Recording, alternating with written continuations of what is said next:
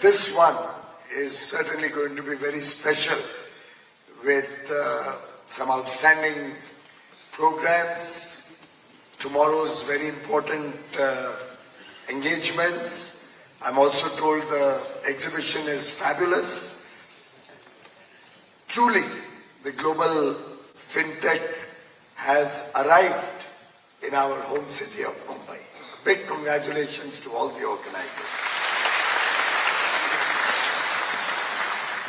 I'm really proud to stand here today as we've gone from being merely a participant in technology, in global trade, to today a principal architect of the Fintech world. Today India leads global initiatives with its offerings, whether it is digital public infrastructure, whether it's our own indigenous 4G stack that we have recently successfully prepared and tested, whether it's the fact that India is one of the fastest rollout of 5G across the length and breadth of India. In fact, on many occasions when I'm at international programs or international visits, and I think I said this in Singapore just 3 or 4 days back also, it's a pleasure to use 5G in India wherever you may be, including long highway and expressway drives, whereas in some of the very prominent capitals of the most advanced economies, you're not sure when your mobile will switch to 3G or sometimes even 2G. That's the strength of India when we pick up a subject and we take it to its logical end. And that's where decisive leadership that Prime Minister Modi brings to the table matters and influences India's trajectory of growth, India's adoption of modern technologies, India's role in the future world of technology, trade, and as a trusted partner for global engagement. In fact, today technology has become a driver also of inclusive growth in the country. The way we have been able to build in resilience in our digital offerings, the way our success stories in the digital world are helping us provide service to the last man at the bottom of the pyramid. Everybody today is empowered with digital tools across the country. After all, having 1 billion plus internet users is no mean achievement. And this could not have happened without all our industry participants and the government working hand in hand as partners towards prosperity. And I'm very, very sure that the future holds very many good tidings for you and for every citizen of this country. Friends, only yesterday we celebrated Honorable Prime Minister having completed 24 years as a head of government, first as Chief Minister of Gujarat, then as Prime Minister of India. It was a momentous day. Clearly, an unblemished track record of 50 years of public service, half of them in government, serving society with a never say no spirit, never giving up in the most adverse circumstances, converting every adversity into an opportunity, bringing to the fore a society which is not wanting for the basic needs of society, food, clothing, shelter, whether it's quality healthcare, quality education, empowering 1.4 billion Indians to be participants of the world's fastest growing economy, contributing with a spirit of dedication and duty is what drives the Indian growth story going forward. And his own dedication, his own commitment to national good, to public good is evident with his relentless pursuit of Viksit Bharat 2047. That burning desire that today 1.4 billion people are inspired to have, thanks to Prime Minister Narendra Modi's dedication to making this a reality, his vision for the country. I think no power on earth can stop India from becoming a developed and prosperous nation when we celebrate 100 years of independence. And this cannot happen without the adoption of technology, without the digital world keeping abreast with what is happening in the world, without our trade partnerships increasing across the world. And all of this rests on India being looked upon as a trusted partner of the world. We saw during COVID that while many countries were not able to meet their commitments, particularly international global commitments, we in India, and I would say all of you had a very big role to play in that, we met every international commitment, whether on goods or services. People quickly reject into working from home. Policies, regulations were amended at breakneck speed so that we did not let down a single commitment made to any part of the world. Our global capability centers in India, our back offices, our IT services, our technology design R&D services, our export of products, everything works seamlessly.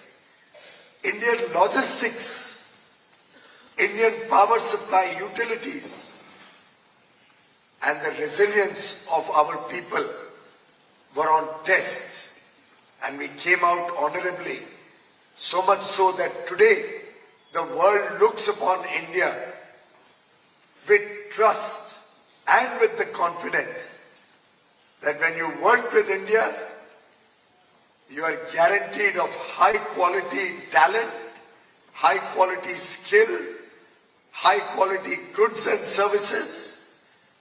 You have a commitment of timely delivery. You are a trusted partner of the world. And that, ladies and gentlemen, is something we need to celebrate, something we should be proud of.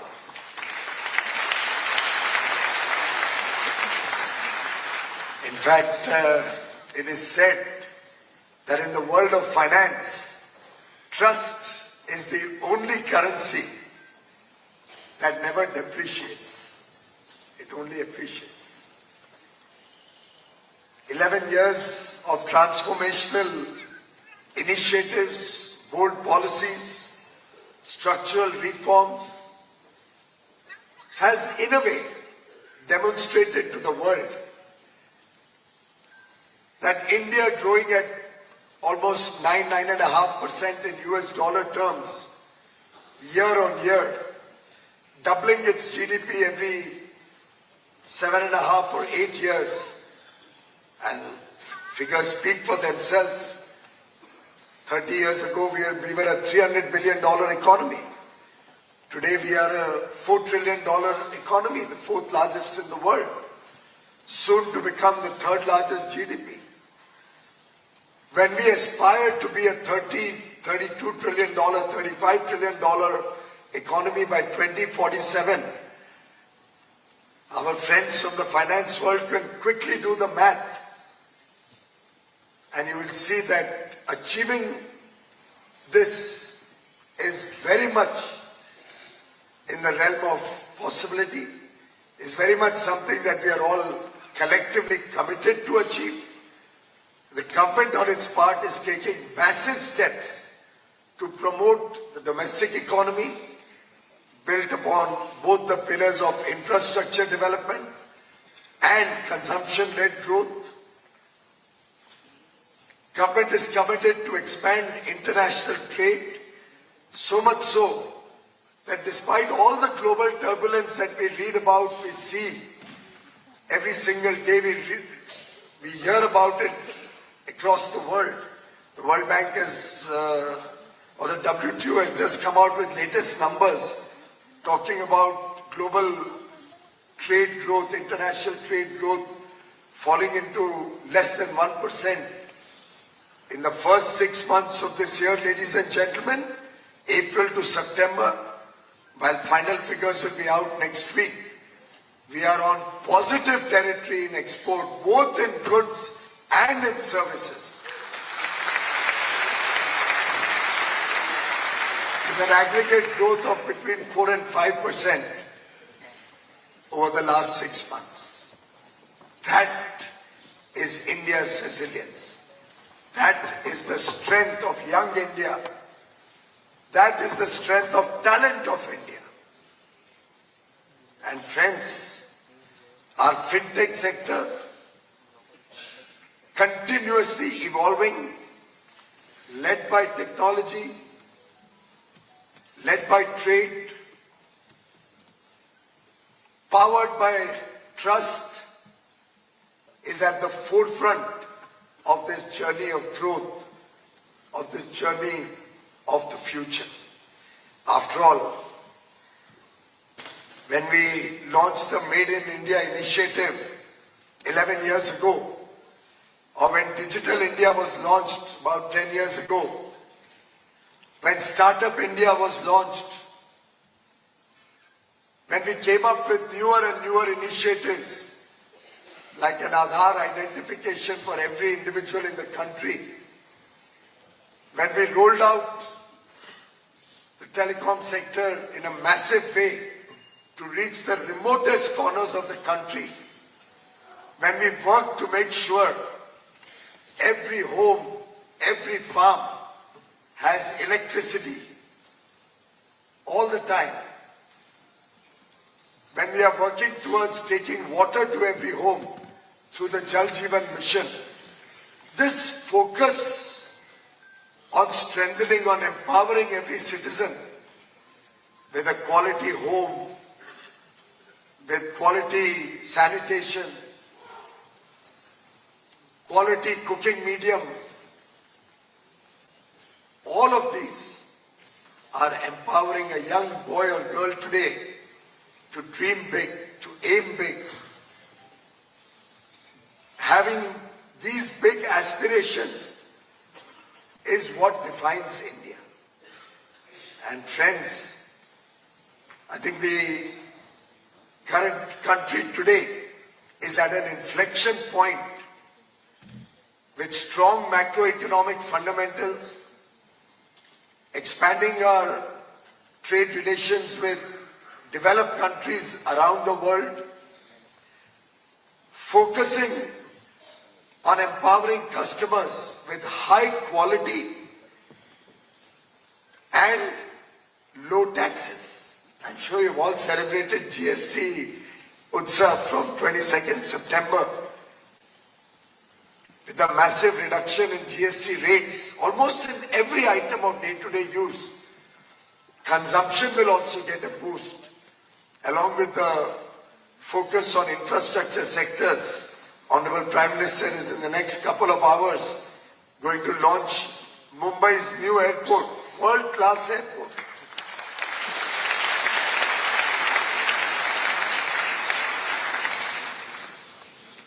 And by the way, with the scorching pace of infrastructure being developed in our home city of Mumbai.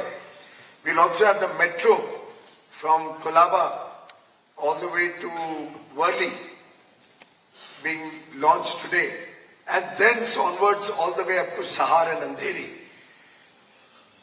The coastal road is there for all of you to see, which is now going to be taken well beyond my own constituency of North Mumbai, right up to Vasai and Mira Bhayandar, Vasai, Virar. The coastal road goes across, 2 twin tunnels coming up to connect the west with the east under Sanjay Gandhi National Park and the RML colony. Atal Setu is already there for all of you to use. This whole web of infrastructure is going to guarantee every citizen of Mumbai commute from home to work in less than 1 hour, anywhere in the city. And this kind of infrastructure, I don't think you can find anywhere in the world.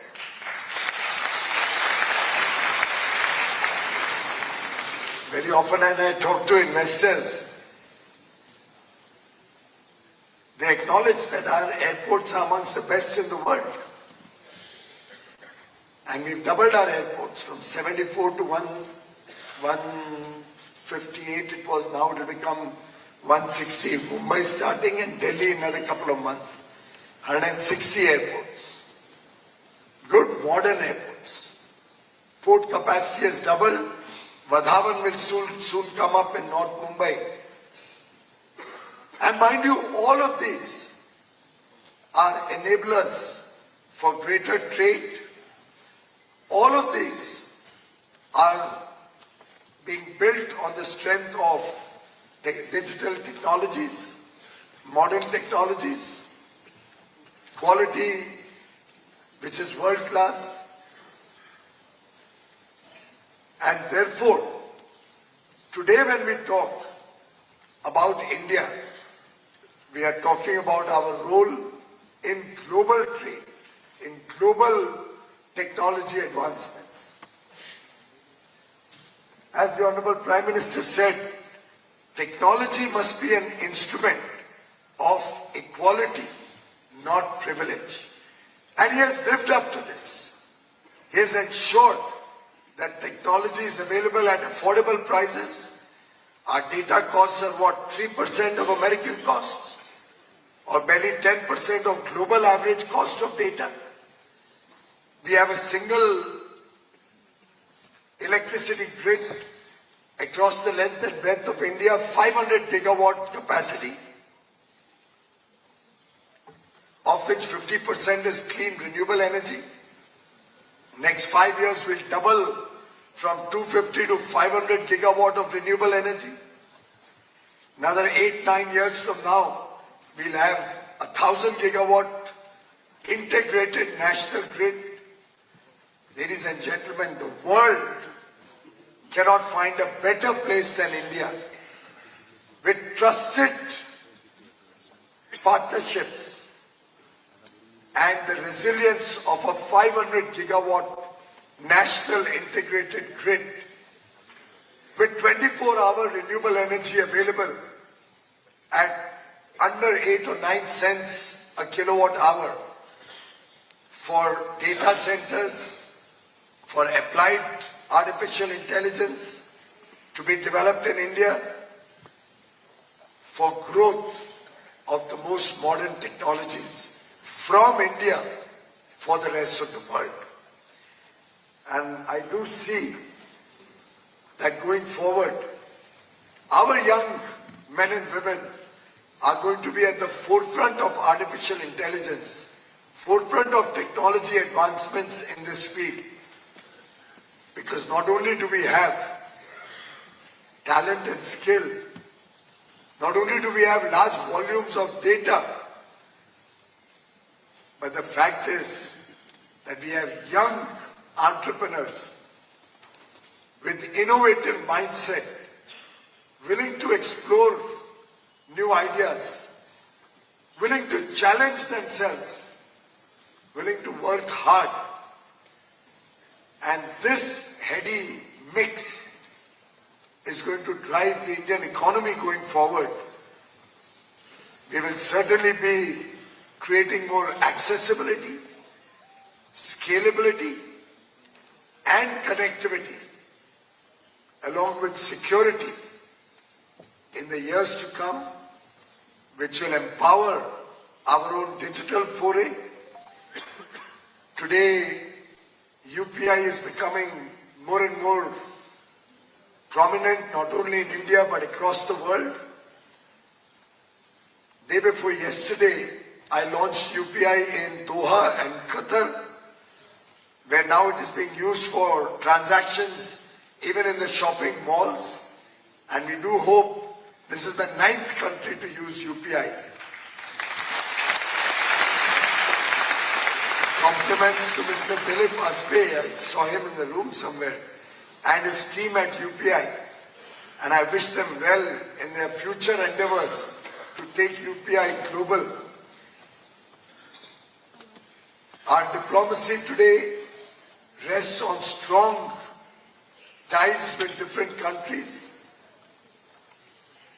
And I can assure you, ladies and gentlemen, the way forward is pregnant with possibilities. The way forward holds huge promise, huge potential, huge opportunities. Let's go for it. Let's go to capture world markets. Let's become the epicenter of technology. Let the world see India's strengths. And the Global Fintech Fest is clearly a showpiece that shows the world how India can empower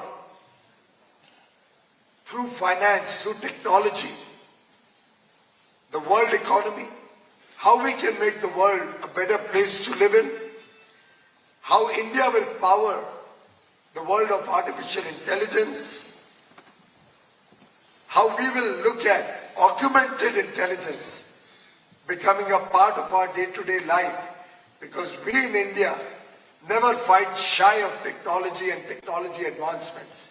We adopt technology. We become pioneers. We are at the forefront of technology. Just like the Y2K moment was our first foray in the IT sector, and since then we've never looked back. Let artificial intelligence become the next frontier of technology that India will adopt, that India will take forward, and India will take leadership positions in the world of artificial intelligence, innovation, and inclusive growth, powering the Indian economy on the strength of the world's trust on us, on the strength of our talent, our youthful population, our technological prowess, and the collective commitment of 1.4 billion Indians. 140 crore भारतवासी जब पूरी शिद्दत के साथ ये तय कर लेंगे कि हमें विकसित भारत बनना है 2047 तक, तो हमारे मुंबई का शाहरुख खान ने जिस प्रकार से ओम शांति ओम में भी कहा, सारी कायनात भी आपके साथ खड़ी होगी आपको सफल बनाने। बहुत बहुत